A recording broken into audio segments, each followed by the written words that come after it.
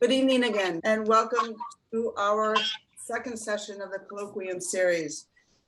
But before we start, given the horrific events of this afternoon in Texas and Buffalo of last week, I'd like us to take a moment and spend it in silence, thinking about the souls who have left and the people who are grieving and suffering. So if we could take 30 seconds just to be quiet, be silent.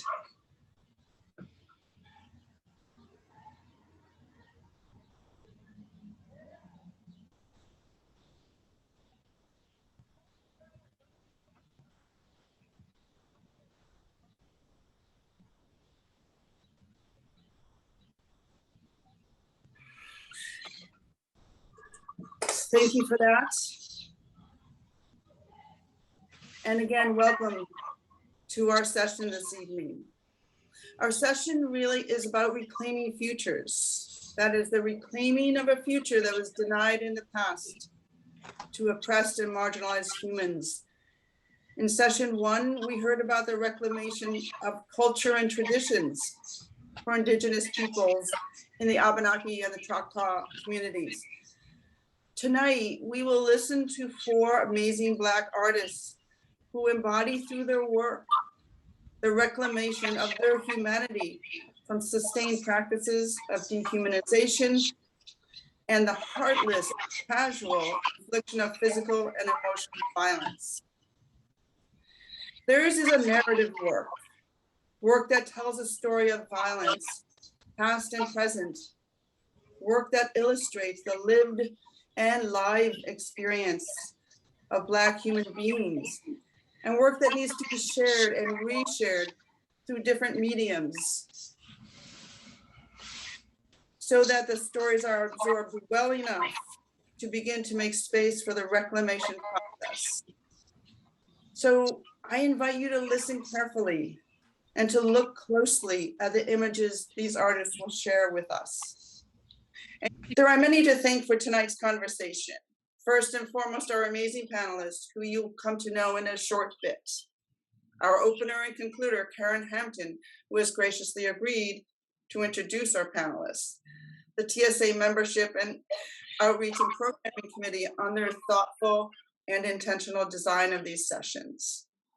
We would also like to thank Melinda Watt, TSA's president, who has complete trust in our process, and the Lenore Tawney Foundation for their generous support for these important conversations. And at this time, I'd like to introduce Hampton, a dear friend to many of us and a former board member of TSA. Karen is an internationally recognized fiber artist, trained in anthropology and art, and she skillfully blends those disciplines to uncover and then illustrate the hidden stories of the marginalized. Karen's insightful narratives on kinship and colorism, using woven, dyed, and embroidered and pieced cloth, rests on her belief that imagining the future is the most impactful when done through the art form. Her work represents the hopes and visions of African American lives, telling ancestral stories from her experiences and her research. Karen has received numerous awards, most recently a 2022 American Craft Council Fellowship. She is one of 17 selected artists for the Metro Art Transit Station project in Los Angeles. And she was awarded the Eureka Prize from the Fleischhacker Foundation. Her work is in the collection of the Ruth and Elmer Wellen Museum, Hamilton College of Clinton, New York, and the Honolulu Museum of Art. Her most recent solo show was at the Chris Ellert Museum in St. Augustine, Florida, where she illustrated her ancestors' journeys in coastal Florida. Her work is also on loan to the Museum of Fine Arts in Boston for a year, beginning this Thursday under the title Touching Roots, Black Ancestral Legacies in the Americas. Karen is an assistant professor in fine arts at the Massachusetts College of Art and Design. And Karen, thank you so much for being with us this evening. And I now turn it over to you. Thank you, Maggie. Hello and welcome to Surviving Blackness in America, Quilts as Political Statement. We are gathered today at an extraordinary and yet solemn moment in history. In some respects, it's a gathering of fiber artists, but in another respect, it's a reckoning with our past. It is a moment where we step outside ourselves and listen, hear, and digest the words from these four courageous Black artists. These women have never faltered in their quest to illustrate the love, joy, community, and violence felt throughout the Black community. In a moment, our panel will speak. I believe that they, like me, believe that the enrichment and expansion of the textile field can only occur with an increase of diverse voices and experiences, along with many, many conversations like this. It seems fitting that we are gathered together for this conversation on the eve of the second anniversary of the brutal killing of George Floyd. We honor him by removing the violence from the media, the pundits, and the criminal system, and relocating it to a place that is transformative and at the same time relatable. We move it to the world of narrative, using the medium that our ancestors used, quilts. Dr. Carolyn Mazlumi, Dorothy Burge, Eginetta Miller, Lamershi, Frazier are the vanguards of narrated storytelling, the experiences of Black lives in the fragile terrain upon which they reside. Each have developed unique storytelling styles that address the horrors and violence that reverberate through the Black community regularly and is rooted in systemic racism. As a narrative artist myself, I hope that by having these discussions and sharing our stories, we can begin healing. So let me introduce the panel. Artist, author, curator, engineer, friend, historian, innovator, mentor, and teacher, Dr. Carolyn Mazlumi is acknowledged as being among the most influential African American historians in the United States. She is exhibited widely in the United States and internationally.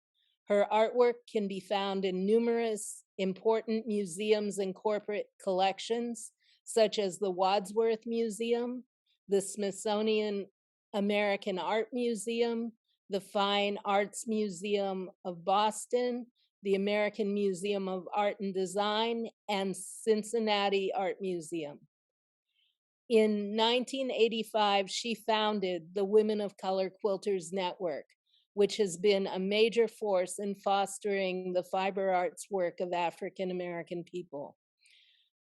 Through Dr. Mazlumi's efforts, WCQN members have had their quilts presented in venues such as prominent museums and galleries and in internationally traveled exhibitions. She is frequently consulted for art exhibitions, authors, and historians. She has been awarded the Ohio Heritage Fellowship Award, the National Endowment for the Arts National Heritage Fellowship, and the United States Artists Fellowship, and just recently was inducted into the Quilters Hall of Fame. Dr. Mazlumi has written 12 books on African American quilting and is a 2022 honorary fellow of the American Craft Council. Dr. Mazlumi, thank you for being with us this evening. Thank you for having us, and I'm happy to be here this evening with my Women of Color Quilters Network sisters, who not only have just wonderful personalities, but They are the creators of extraordinarily powerful work that addresses issues within our culture and addresses how we live our lives here in the United States and around which circumstances we have to deal with every day. I always identify myself as an African American woman who happens to be a wife, mother, and grandmother, born and raised in the Jim Crow segregated South. And that fact, dealing with my birth has cloaked everything I've ever done in my life, and will continue to do so. Most of my work deals with social and political issues, and it just so happens that members of the Women of Color Quilters Network have created the same types of work that address social and political issues. Every show that we've done the past 30 years has been some aspect of living life as a Black person in America. We as quilt makers use our craft to explore stories about race and racism in our society, making sense of the racial constructions expressed through the imagery in our quilts, provide strategies for developing more critical understanding of how racism operates culturally and institutionally in our society. Using quilts as a way to teach and learn about race by creating counter storytelling communities that can promote more critical and thoughtful dialogue about racism. Statistics show that most Americans don't necessarily get their information, their news, whether it be history or otherwise. They don't get it from reading. We are not a nation of readers. Most Americans tend to be visual learners. So everybody mostly is familiar with quilts. So quilts evoke a feeling of safety and security, and it's an easy way to tell a story. So instead of reading the news or reading about some certain situations, it's easy to visualize what we as quilt makers have to say in quilts. It's also a safe way to tell very difficult stories, difficult topics, topics that are very hard for some people to deal with. So what better way, I find, than to deal with these issues in quilt form? While talk in and of itself cannot dismantle racism, a critical analysis of how we talk about racism as a society and as members of differently positioned racial groups provides a way for us to see ourselves and others more clearly and understand the racial systems we have inherited, recognize the different roles played by Black folks and white folks and other racial groups in this history, and come to grips with the urgent work that still has to be done to dismantle racism and live up to the promises of equality and democracy our national rhetoric and governing documents have promised. The quilt stories expand knowledge and reveals what has been left out, what's been suppressed, what's been misunderstood and ignored, in order to build a broader understanding of our history as a society and the challenge of our country to live up to its ideals.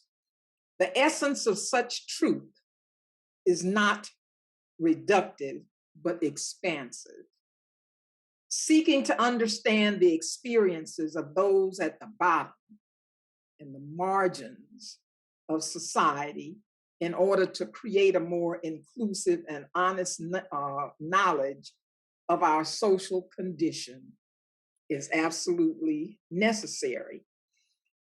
I've been quilting for about 40 years, and as I said earlier, most of my quilts deal with social and political issues that affect me and my family and the people that I know in my community. And it's important for me to get these stories out. It's important for me, for my own well-being and sanity, to make these quilts. I have something to say. I like showing the quilts in hopes that what I have to say might make a dent in how someone feels about my culture and my people. I hope the work sways minds and has an opportunity to change the way people think. May I have the first slide shown, please?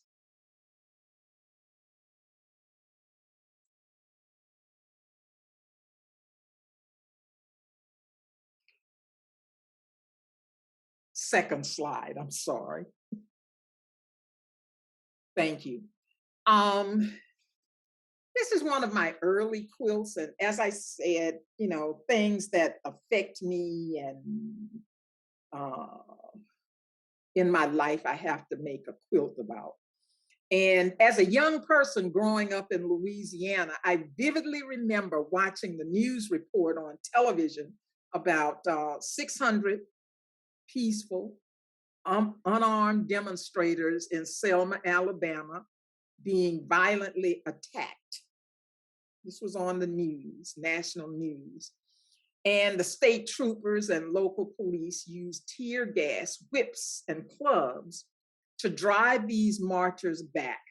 The demonstrators, eventually led by Dr. King, were trying to cross the Pettus Bridge in Selma, Alabama, to march to Montgomery. And all of this brutality happened in plain sight of the photographers, the journalists, and the television audience.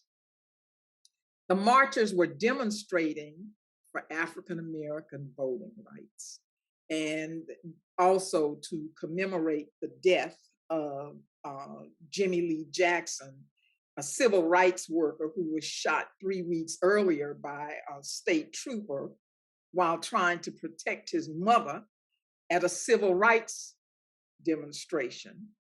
And that day, 50 marchers were hospitalized.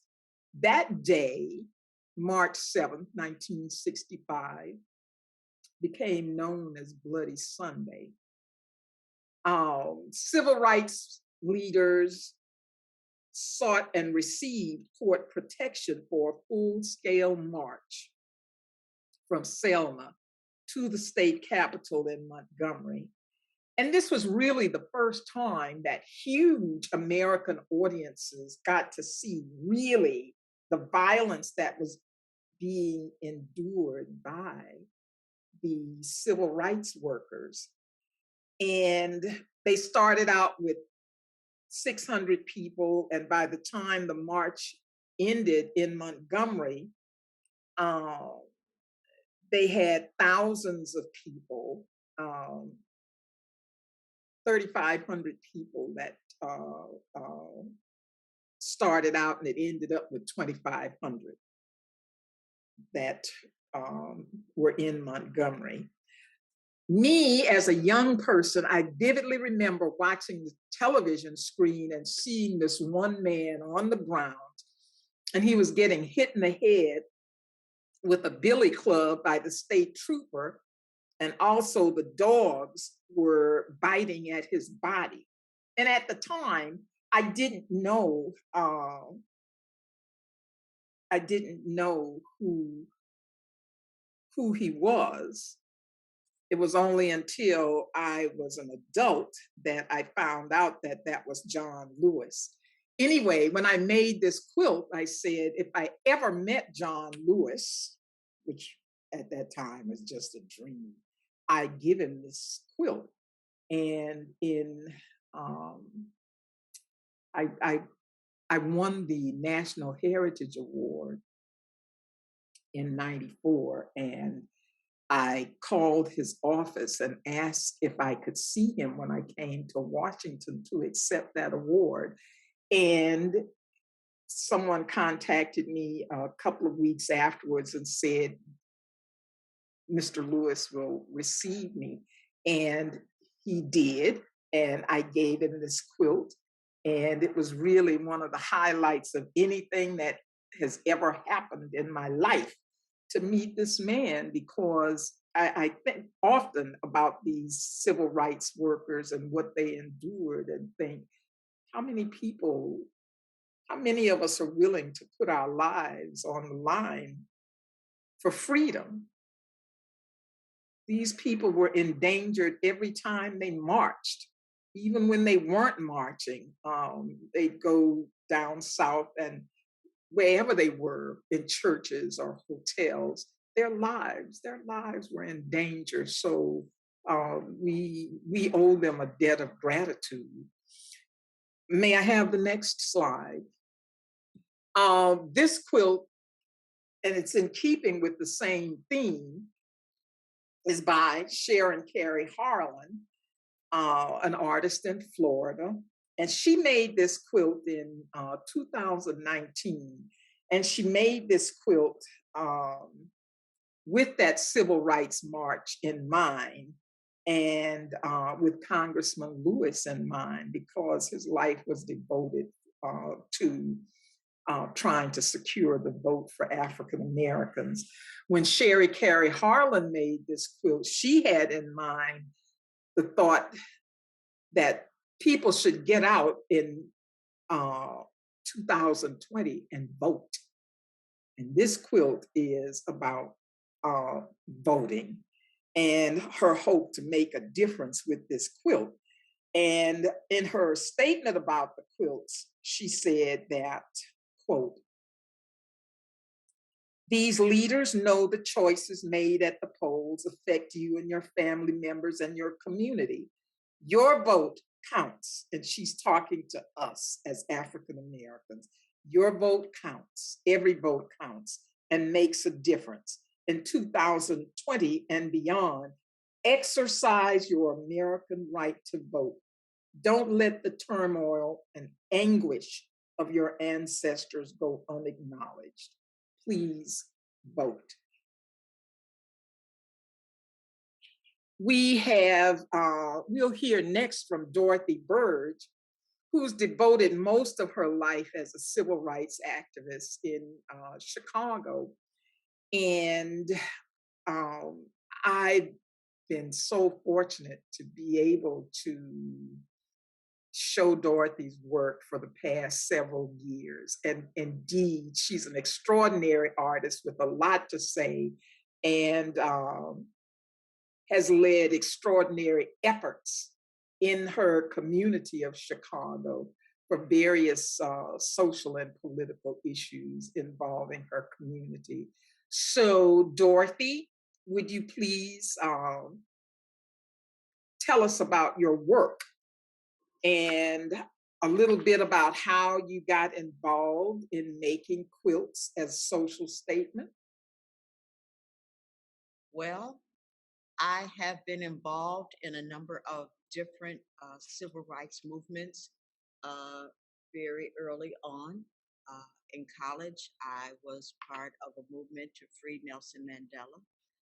I actually got barred from my high school because we wanted an assembly to honor Malcolm X, and they refused. And so we staged a walkout.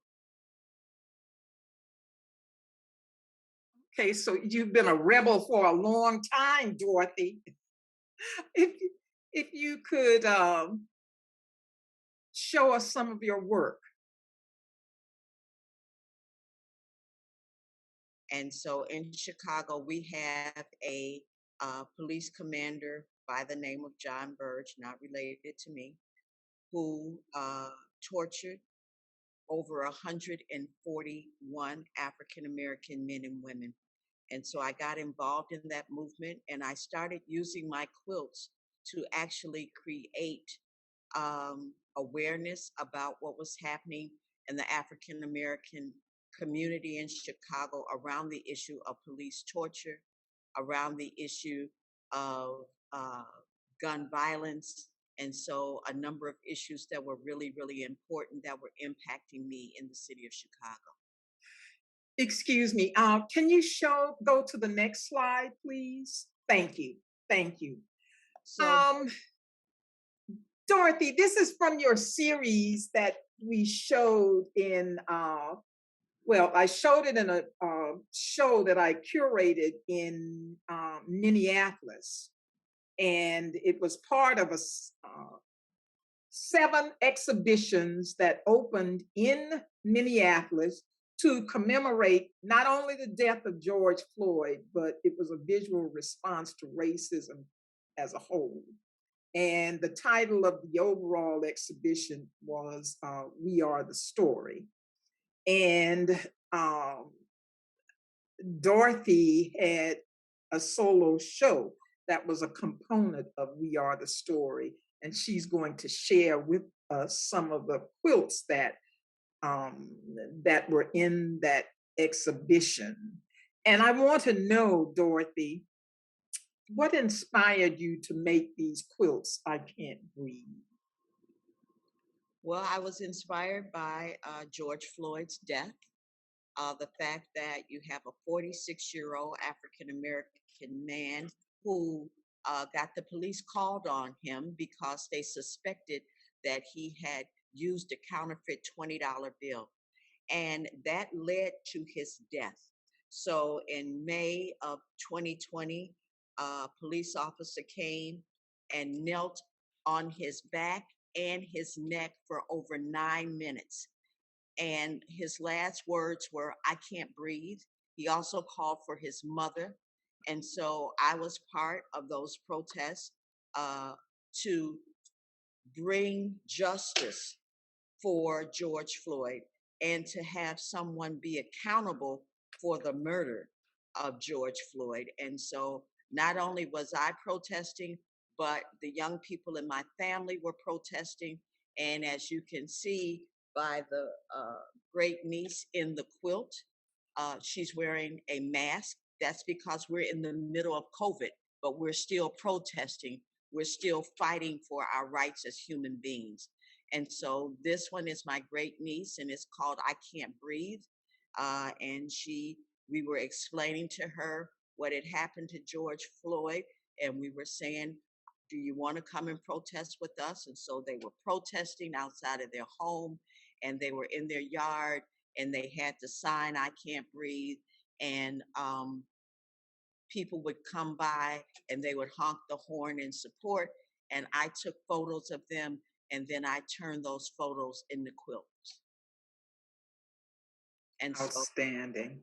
this is one of my great niece. Her brother was also protesting. I believe he's the next slide.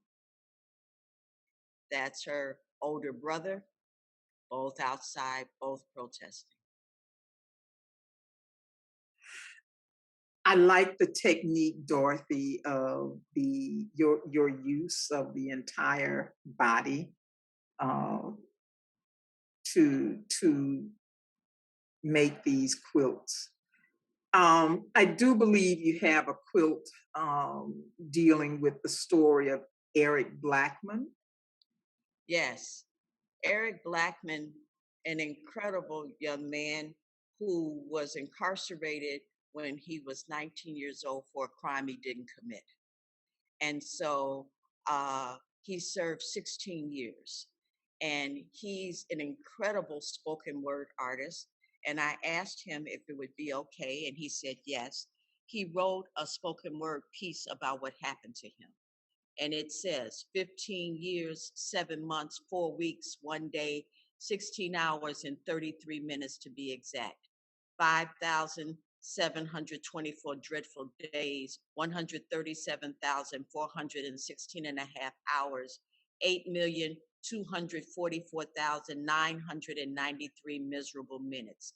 And I won't forget a second of it. I missed 66 of my kids' birthdays, 337 holidays, 16 vacations, 14 graduations, 11 funerals, first steps, first words, all of my 20s, half of my 30s, most of my life. I lost everything, every dime I had, 4 appeals, friends, family, my fiance, my relationship with my kids. At times I lost faith. Other times I lost hope. A few times I even lost myself, but I survived. I survived the conditions. I survived the honorary, tyrannical officers, some wolfish, vulturous inmates. I survived a stabbing, being jumped, 2 black eyes, 2 busted lips, 1 chipped tooth, a busted head, 6 stitches, 1 broken nose, 1 fractured arm, 1 concussion.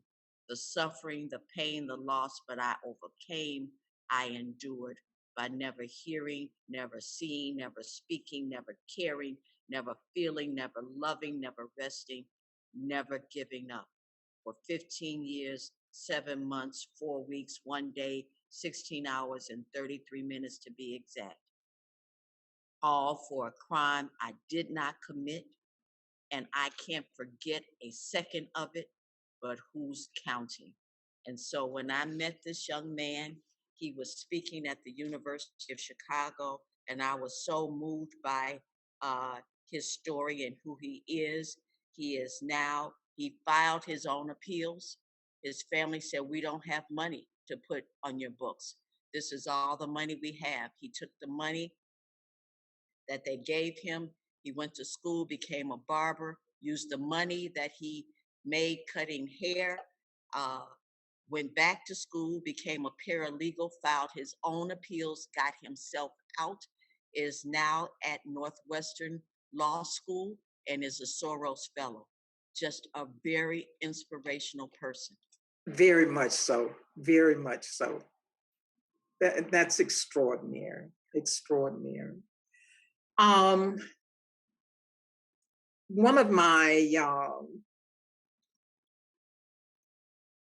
One of my favorite quilts that you've done, and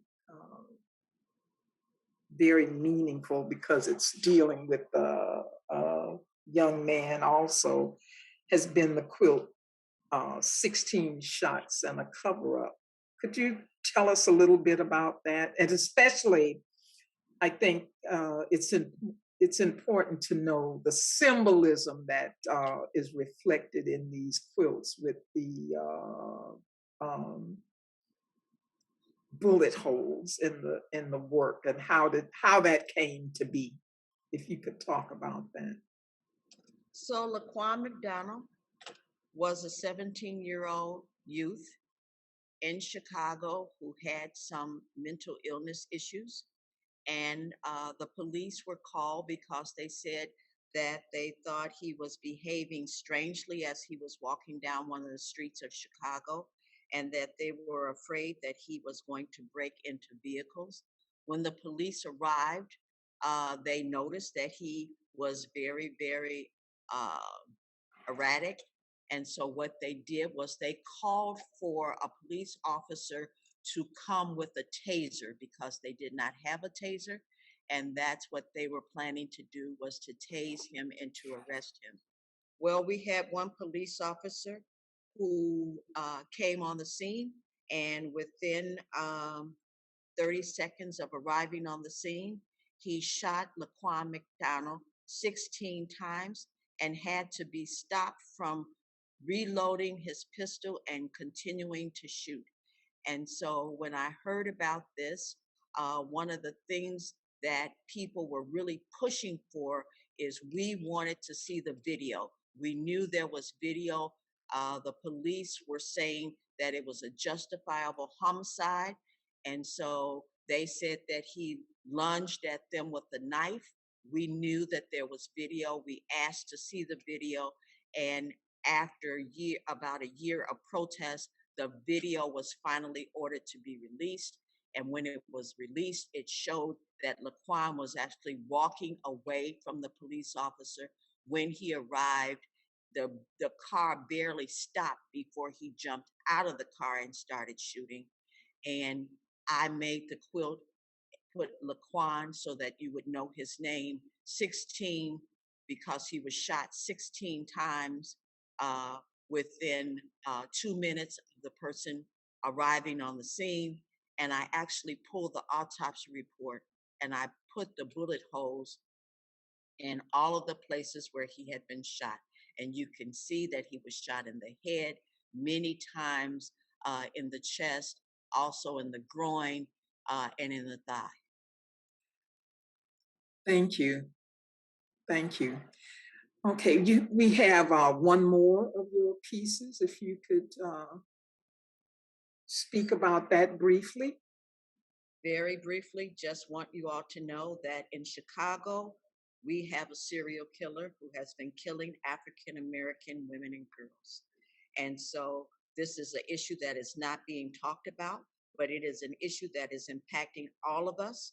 And so I felt like I really needed to do some kind of quilt to raise awareness about this. The young man that you see here is referred to as Rabbi, and he has been with an organization called Demand Justice. And Rabbi has been raising awareness about this particular issue for a number of years. And so between 1999 and 2018, 75 African American women and girls have been found strangled to death in Chicago. And we had a Walk for Her campaign in 2018, and we are still trying to raise awareness and get someone to work to solve these crimes, because as of 2019, only 24 of these cases have been solved. And so we are still really, really concerned about this. And then I started doing more research on the issue and discovered that in 2019, there are at least 64,000 African American women and girls who are missing in this country. Thank you, Dorothy. Thank you.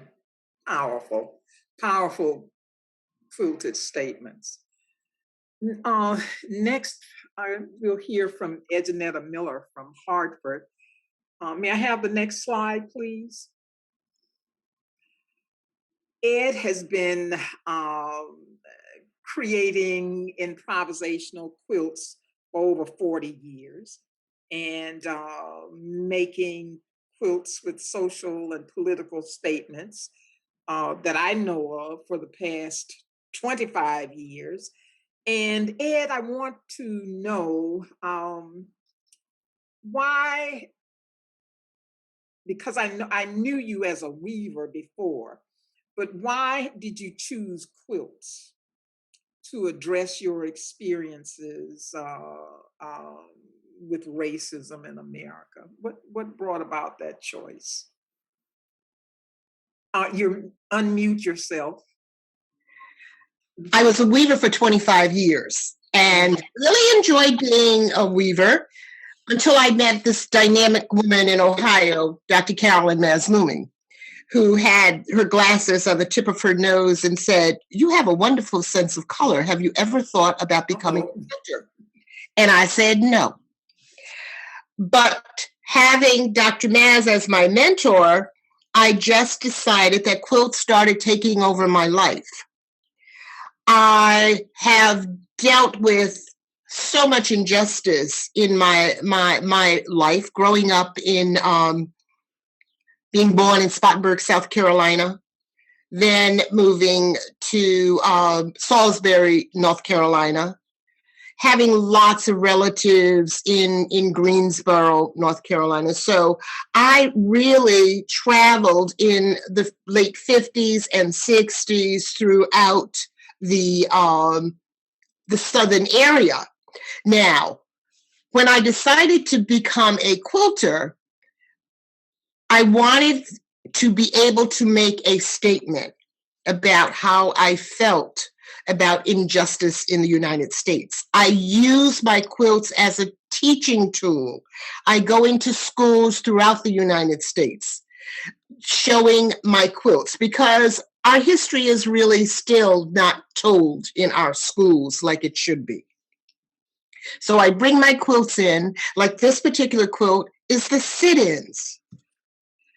Having relatives in Greensboro, I would go visit during the summer. Now, this is before I was even thinking about being a quilter, but I think that maybe it was back there somewhere in my subconscious. I can remember in the 60s going into or going past. I did not actually go inside Woolworths. I went past Woolworths. I can remember my great aunt who was in Greensboro said to me, Jeanette, I want you to stay away from downtown because there's going to be some stuff happening and I don't want you to get involved. But of course, me being a Janetta, you know I had to get on the bus and go down there so I could see what was happening. And I was in awe of what the young men sitting at that lunch counter, the bravery, having things thrown on them, being spit upon, being just chastised at every single minute. I just decided that this is very, very wrong. And this is what kind of sparked the political side of Edginetta. When I did years later, my particular quilt sit-ins, I went back to Greensboro because an aunt said to me that there's a friend of hers, Lydie Mae, who had all of the clippings in her basement of what went on during the sit-ins.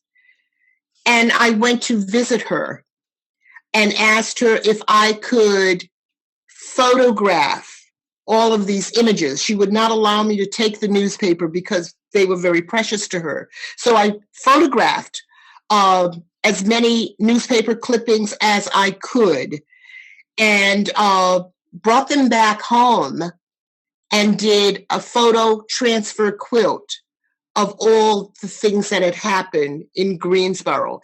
And one of the things I must say when I had this particular quilt at the Mariposa Museum on the Vineyard, the quilt was hanging. And a woman came up and she looked at the quilt and she said, "That's my husband sitting at that lunch counter." His name was Ponce de Leon Tidwell, and her name was Marva Tidwell. And she, with tears in her eyes, she said, I thank you. I thank you for continuing on and telling our history. Make sure you tell this history to as many young people as you can. And that is my mission, and that's what I do on a monthly basis. Thank you. You have another work. May I have the next slide? Okay, well, you can't really see this one too well, but this is one that I did about skeletons in the closet. I can remember the book, Sanctuaries, Lynching, Photography in America. I was looking through that book and reading it, seeing hundreds of gleeful white men, women, children attending the lynching of African Americans, watching them look at the charred and mutilated bodies swinging from trees, hundreds of folks screaming and throwing rocks at Melba Beal, who was integrating Central High in Little Rock, Arkansas. I think about Ruby Bridges, who had a tiny little girl, who had all of these adults yelling and screaming and telling her to go home. I wonder so much, where are those people? Lots of them are still alive today. lots of them alive today. Those people who took such pleasure in our torment and pain, where are you? What do you say to your children, your grandchildren, about the racist behavior? Or do you not mention it? Do you just leave it in your closet and hope it will go away? But one of the things that I have noticed, a lot of you all can't hide it because there are lots of pictures of you out there online. You need to tell your story. You need to look at who you are and talk about what kind of skeletons are really in your closet. So I use all of these quilts as a teaching tool. I think it's important for our young people, our older people, people in general, all colors, to know our history. And that is why I choose to do photo transfer quilts. Thank you, Ed. You're Thank welcome. you. Powerful work. May I have the next slide? We're going to talk a bit with Laquan Frazier, who's an artist, educator, and much of her work deals with social justice issues, and one of my favorite artists to work with. This particular series that she's going to speak about tonight, Barricades, is a part of what she calls the Quilted Chronicle quilts. And I showed these quilts at a solo show of Laquan's that was at the Minnesota Art Institute. And it was part of the 7 exhibitions that I curated, We Are the Story, in honor of George Floyd. So,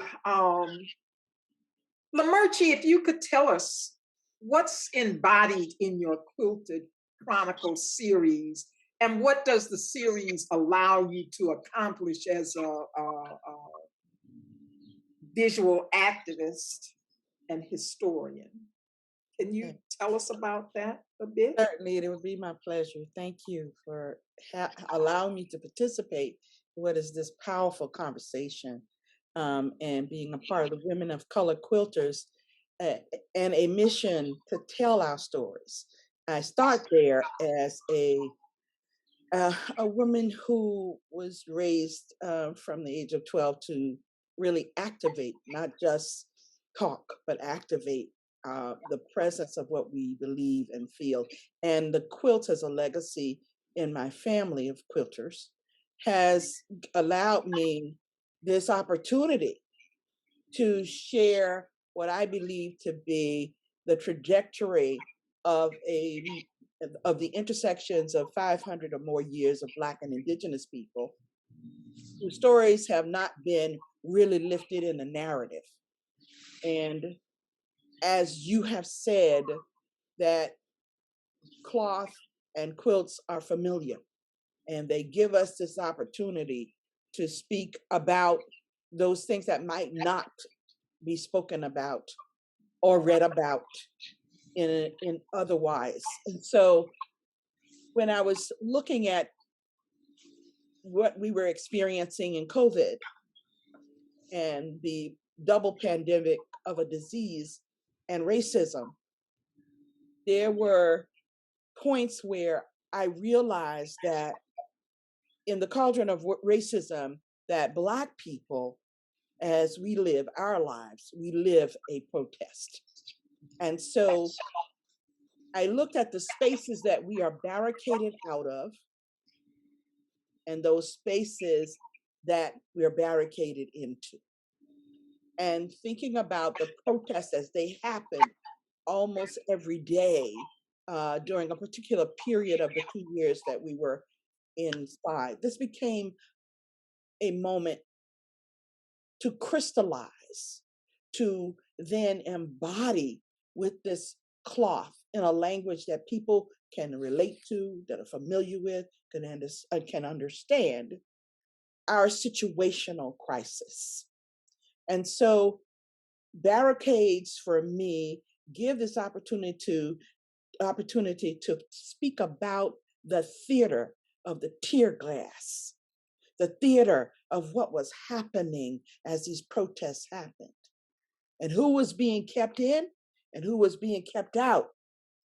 And so in the opportunity to do quilts and present portraits and reveal stories, representational stories, the young man that you see featured here is an embodiment of even my own sons who walk in the theater of the streets and of just the American landscape, period, as a public space, in danger of being barricaded, being targeted, being an object of what racism has been engendered over these 500 years and has arced the centuries since the 1600s to the 21st century.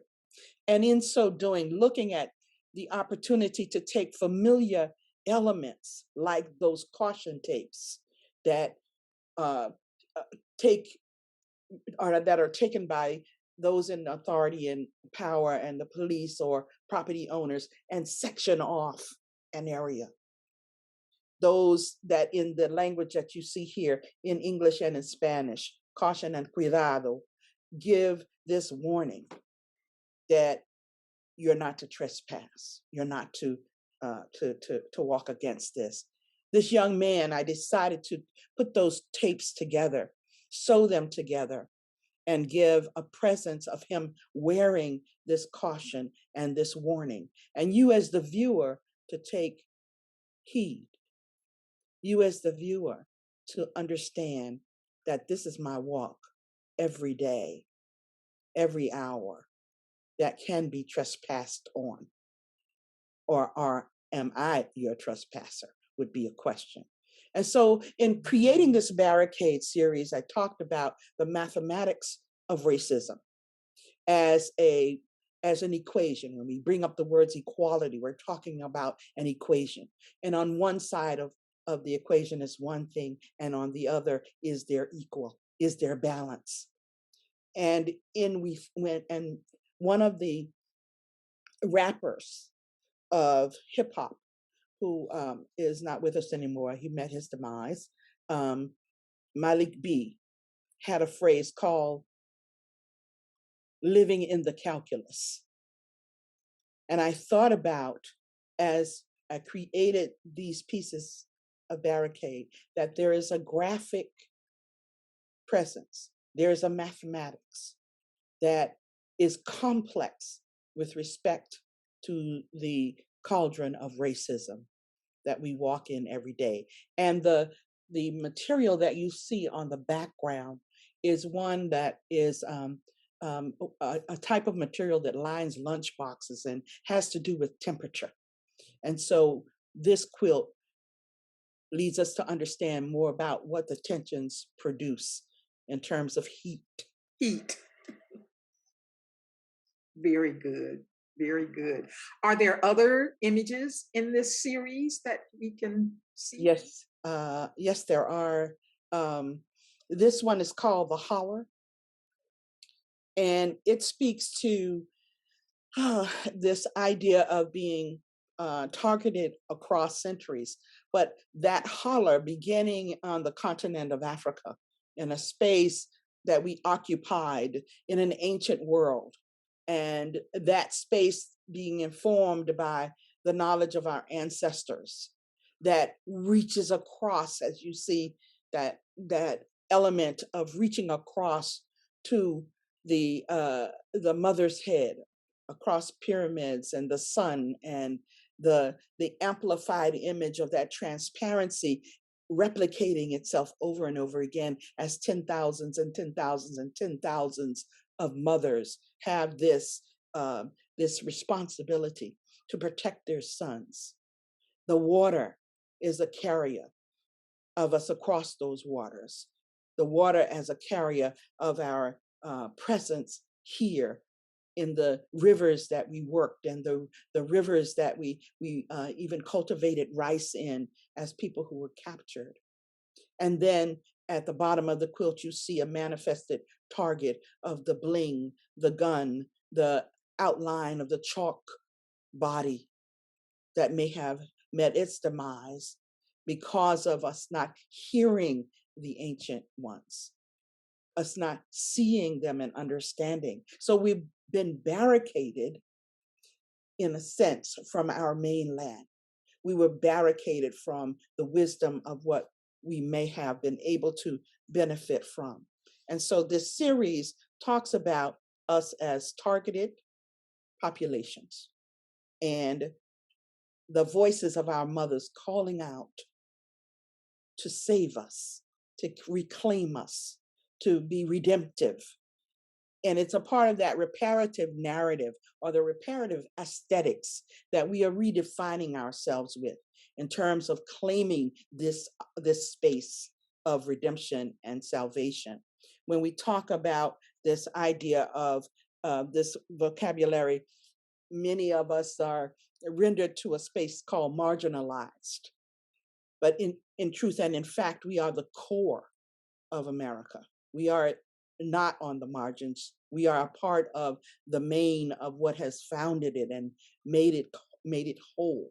And so as we redefine ourselves away from the rhetoric that renders us less or diminishes us, those are barricades that have to be removed also.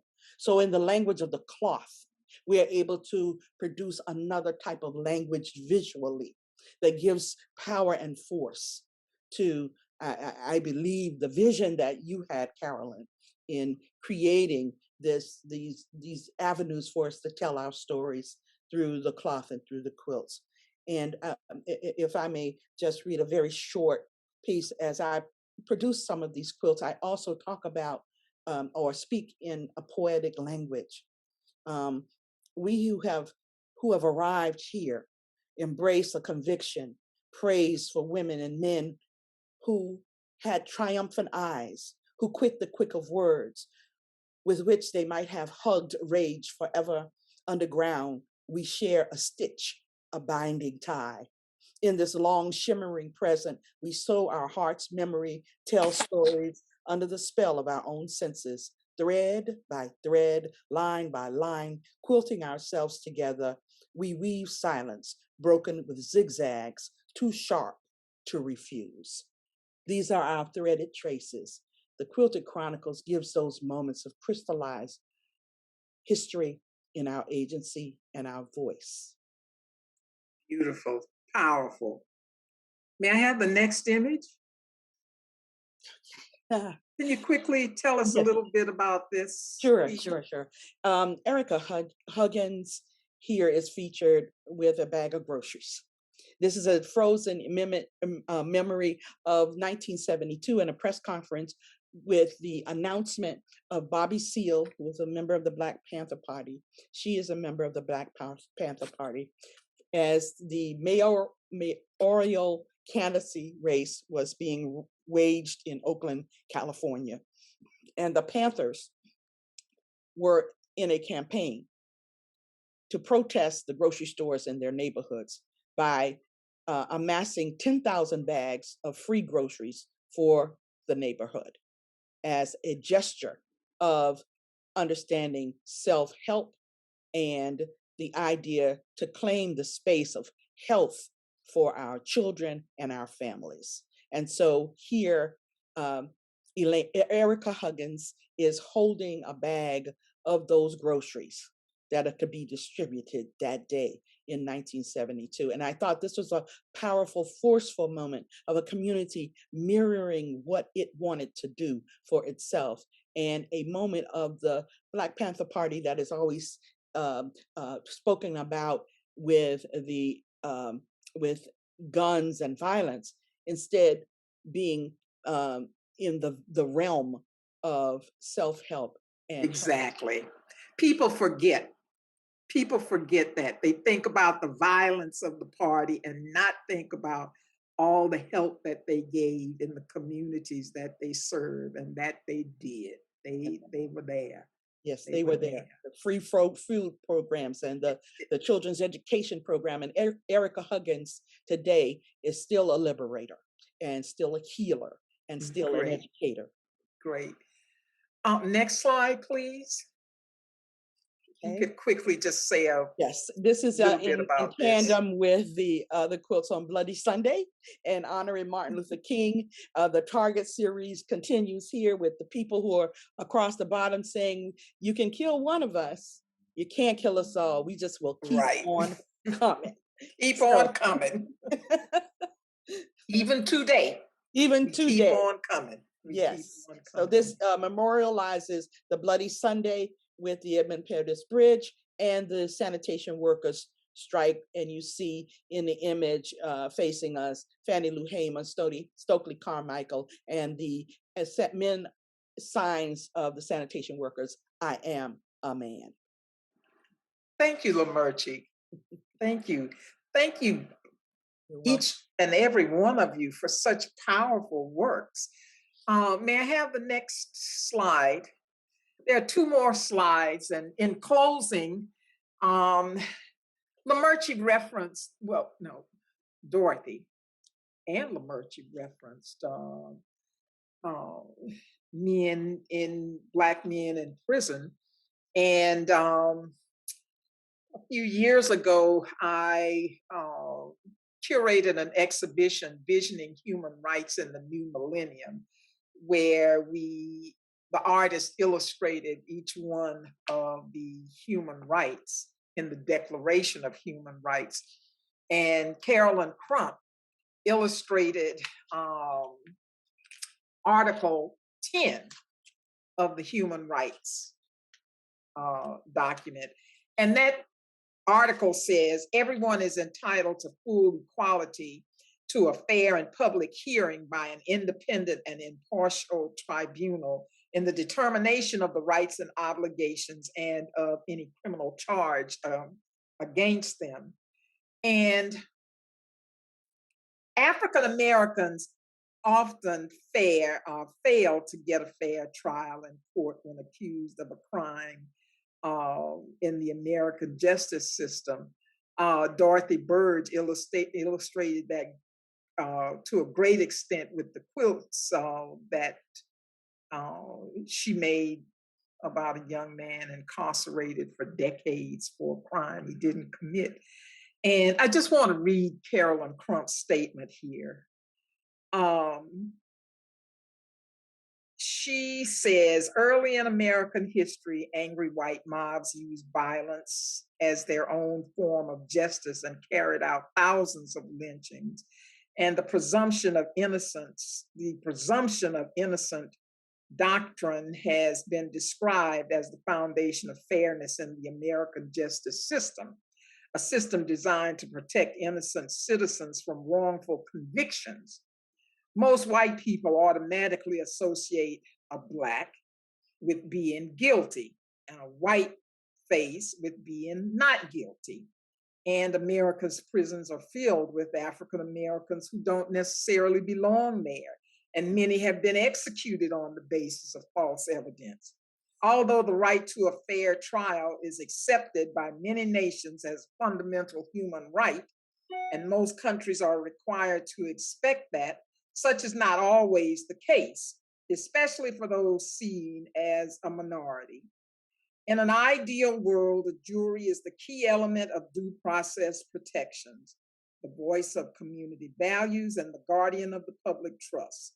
African Americans have, for the entire history of the United States, faced a legal system that treats them far differently than their white counterparts. It is my hope that this issue will one day change and all citizens will be created equally in the eyes of the law.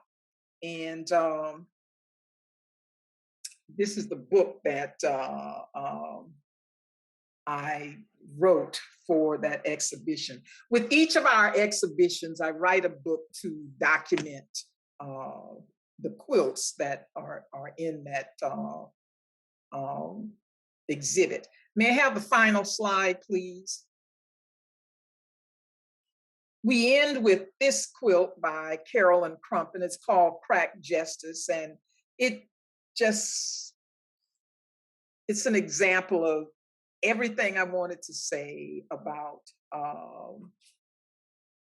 We Are the Story, the 7 exhibitions that were dedicated to the death of George Floyd. And as a historian, it's important for me to document the words of the quilt makers themselves, because so often the word people forget about the quilter's statement, and they make their own statements up as to what they see in the work instead of actually reading the statement. But anyway, Carolyn Crump says in her quilt, she shows the faces and names associated with the violence that happened in Minneapolis. But the quilt does not show the hurt and pain of broken families and the hearts that they represent. I am hurt and still in disbelief at the events of this past decade, of the loss of brilliant minds and brilliant futures that have been taken away from us too soon. I want to tell the world that Black Lives Matter, and the fight must continue until we reform a cracked justice system. And the title of her quilt is Cracked Justice. It's my hope that by becoming more aware of racial narratives in these, that the quilts reflect, their roots in our history and the role in sustaining institutional patterns of inequality that persist, we can be more receptive to the evidence of racial injustice, the racial injustice that's around us, and more thoughtful about the remedies that are required and more frequent, more urgent in our communities to work towards justice. I firmly believe, as many of these artists believe, these makers of the quilts, it makes a difference if people know our story. It can make a difference as to how people feel. And I have been collecting letters and comments from each one of the shows that we've done for the past 40 years. I just lastly want to read this one letter from a viewer about an exhibition that I curated and these artists participated in, and Still We Rise, which chronologued 400 years of African presence in the United States.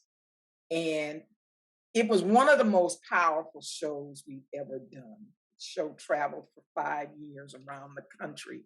Anyway, this is a letter from one of the viewers, and it says, I recently saw an exhibition of And Still We Rise quilts at the Museum of the Shenandoah Valley in Winchester, Virginia, while visiting my daughter and her family. I was so touched. I felt I had to contact you and share my feelings about the exhibition. I was literally blown away by the beauty, ingenuity, artistic ability, and the stories these quilts had to tell. As a white American, I was deeply embarrassed that I was so very ignorant of African American history and the huge role, the huge part it has played in the history of our country. I'm ashamed that such a large and important part of our country's history has been left out of our education. I applaud the efforts of all the artists and you in your job as curator of the exhibit. I shall take a cue from the quilts and try to retroactively educate myself on the legacy of what is an incredible part of the history of the United States. When I get letters like this, I know that the work that we created has made a difference. It has made a difference, and this is what we want. This is one of the roads to justice and equity in this country. knowledge about our history.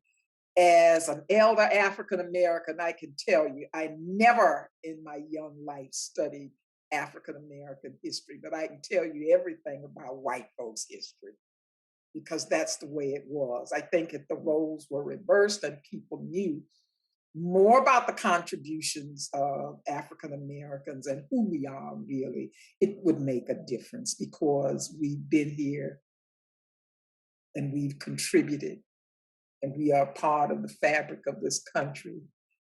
We are here and that should be recognized. And thank you, Textile Society, for having us on this panel. It was just so inspiring. And now I'm going to turn it back to Karen. Thank you. Thank you so much for this panel. This fulfilled my wildest dreams.